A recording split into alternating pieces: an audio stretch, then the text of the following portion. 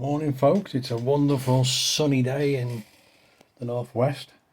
I've just been reading that, and obviously it hasn't escaped a lot of everyone. Energy bills go up this week.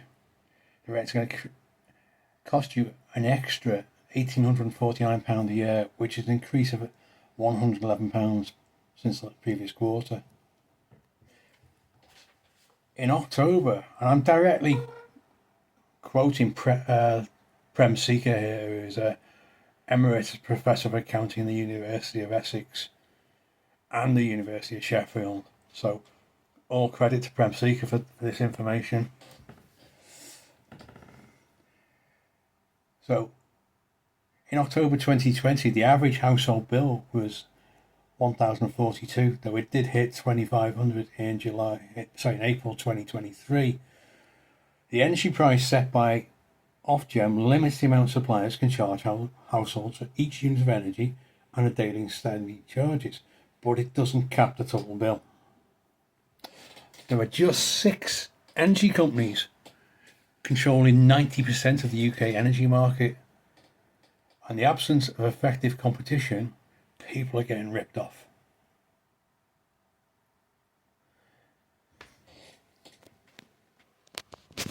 So,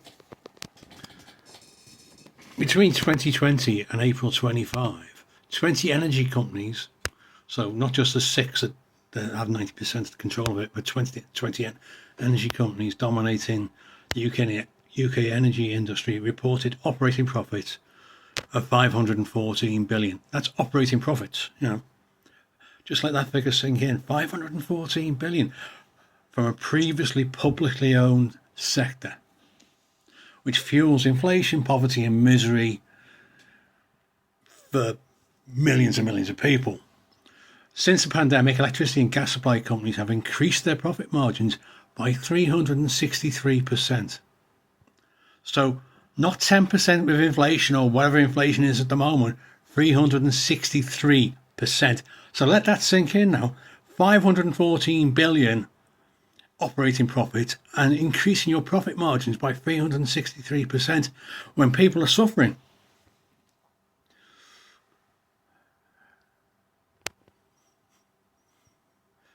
That's gas supply companies. Sorry, I should have clarified that. That's gas supply companies have increased their profit margins by 363%. Electricity generation companies, they haven't been as bad.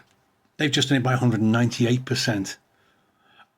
And the industry, do you know what? The industry still receives public subsidies. Wow. So they got, they're increasing their gas is doing it by 363%, increasing the profit margins.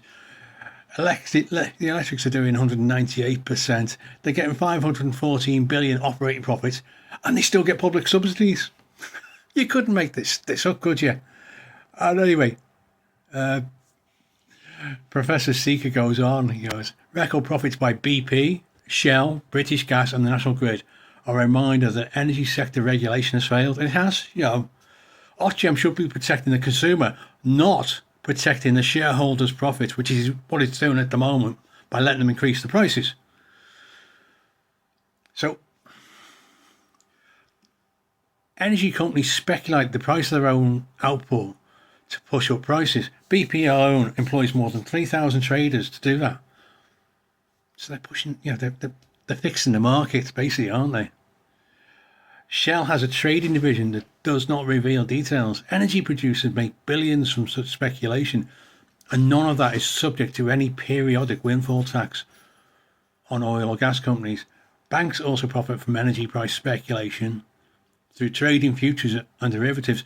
Might have a bit of a problem with that at the moment because Donald Trump's just, what he's done is tank the market, hasn't he? This is distinct from profits made by energy suppliers and retailers, but can hike the market prices, which form the basis of customer bills. So they are rigging the market to increase the prices. The UK has the 4th highest electricity price in the world for households. So 514 billion operating profits, 363% rise in profit margins by gas, 198% by electricity. And we have the 4th highest electricity price. We have average real wage unchanged since 2008. And it's unchanged because of inflation and lack of pay rises, certainly within the public sector. I come from the public sector. We suffered years of pay freezes and 1% rises, while people were getting more than that. And, I was a manager with a local authority. I didn't know I worked for Parks and Countryside. I had none of the staff under me. I didn't know any of them who didn't have to have a second job, and some were actually having to get benefits on top of it. And they didn't want to have second jobs, and they didn't want to get benefits.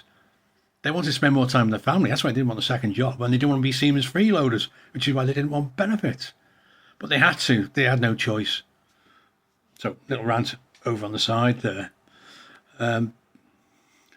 Some 6.1 million households are in fuel poverty compared to 4.5 million in 2021, and they struggle to keep their homes warm and healthy.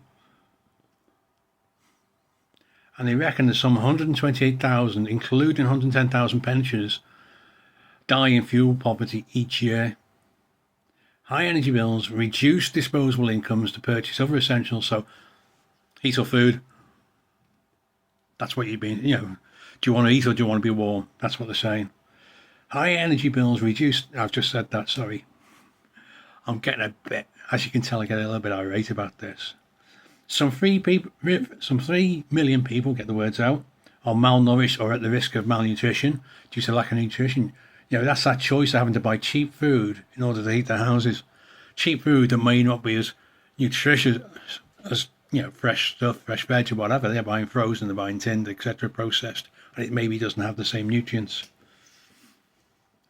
So UK produces around 34% of its electricity from gas. So that's where the gas profits key in.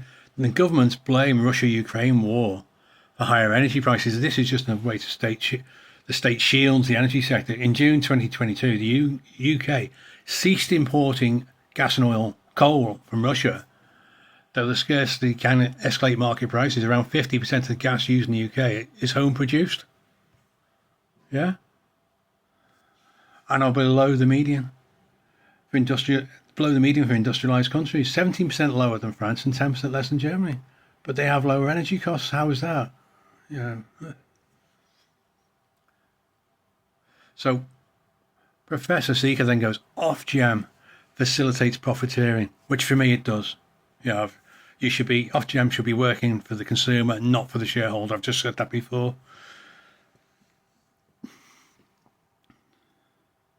The main culprit is the Ofgem's marginal cost pricing system, which determines consumer prices, showers excess profits on companies. Marginal cost is the cost incurred in bringing one additional unit of gas electricity to the market. When applied correctly, it can lead to efficient use of resource allocation, but there are problems with Ofgem's assumptions.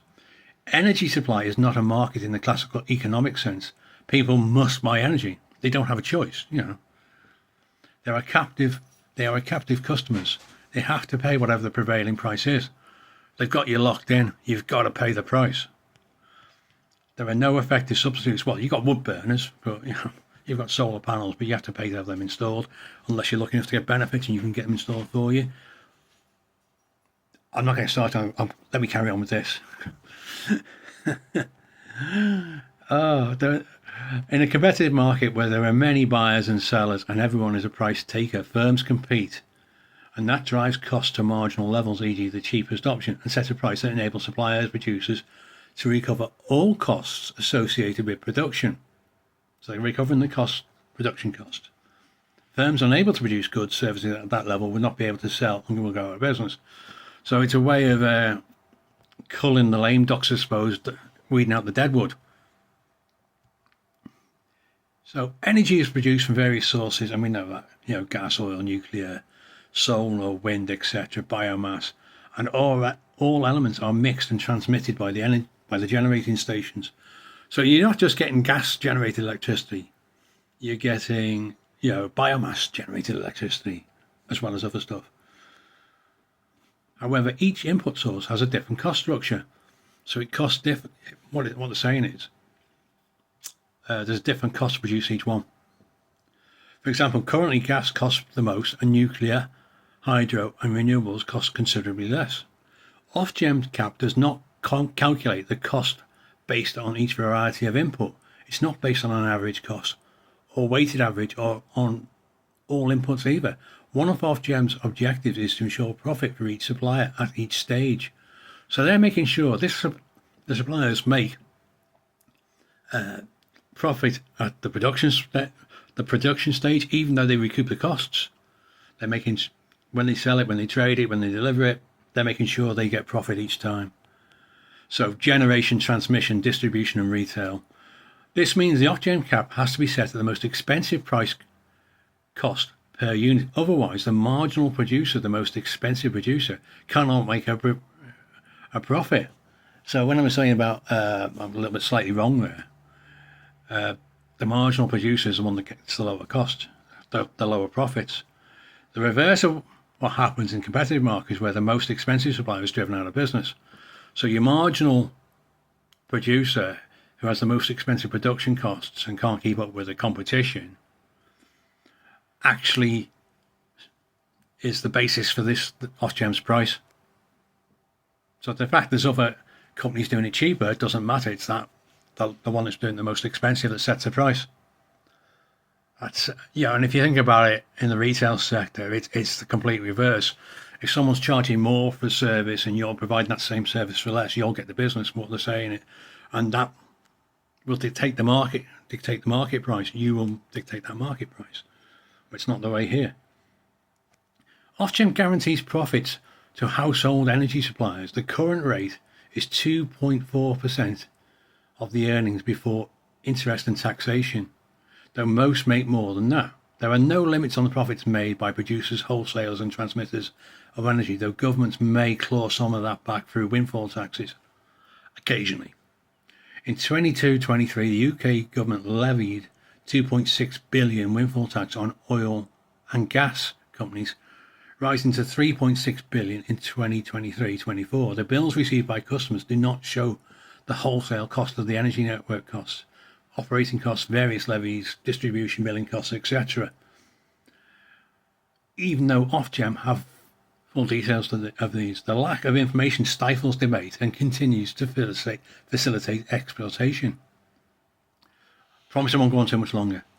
A handful of companies control the UK energy industry, and their obscene profits show that the sector is broken. It is broken. How is it right to be making operating profits of 514 billion, increasing your gas, increasing their prices by profit margin by 363%, electricity by 198%. Oh, the profiteering is a major cause of inflation. So this is what I've always said is it's the energy companies are one of the root causes of inflation. They put the prices up, which means the price of everything you get or do goes up because we need energy to do virtually everything. Apart from maybe sleep, So their profiting is a major cause of inflation. The price of energy affects the cost of every other sector, and that's what I've just said there.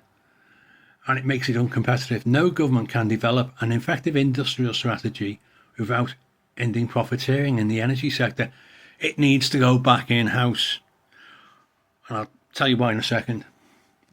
The strategy in countries such as France, Germany, the Netherlands and Denmark, industrial strategies built around public ownership of energy.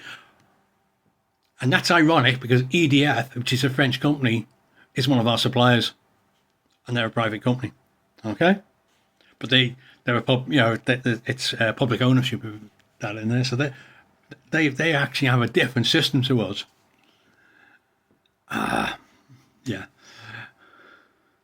For example, between 2020 and 2025, Électricité de France, I don't know what my accent's like, EDF, owned by the French state, so that's a French state-owned company, which is actually profiteering off you. Made 300, sorry, I better put my glass, I'm being vain without wearing my glass, made £91 billion operating profit in the UK, which subsidises French households and industry.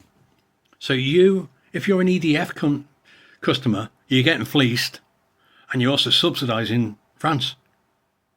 the French industry, the French households. Where's your subsidy? Yeah? The UK remains obsessed with privatisation. It does. I mean, Thatcher started it. Privatisation is the big thing. So it's. I'll get on to privatisation and why it's wrong in a minute. Okay. Nearly half of the UK's offshore and wind capacity is owned by state-owned or majority state-owned foreign entities. Again, foreign entities.